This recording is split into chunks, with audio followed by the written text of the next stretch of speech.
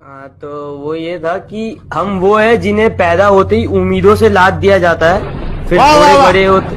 अरे यार तुम सुन लो ना, गाना यार। आगे आगे आगे। कि हम वो है जिन्हें पैदा होते ही उम्मीदों से लाद दिया जाता है, फिर थोड़े बड़े होते ही किताबों का बोझ डाल दिया जाता है।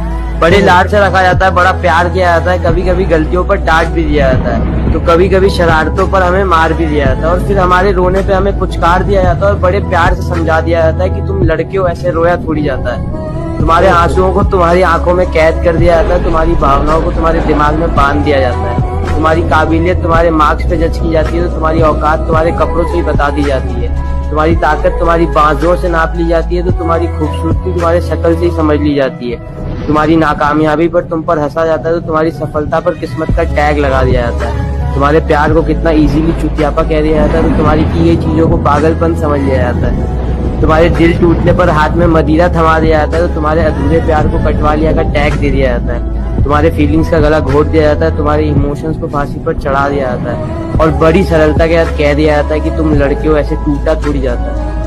अरे क्या बात है यार, guys Goosebumps, fucking amazing guys, गरीबों पे हो जाए में क्या खूबसूरत लिखा है। अबे लौंडे रो पड़े, क्या कर रहा है तू? रो रहे हैं लौंडे, चैट में रो रहे Sorry हैं, यार। They are crying. यू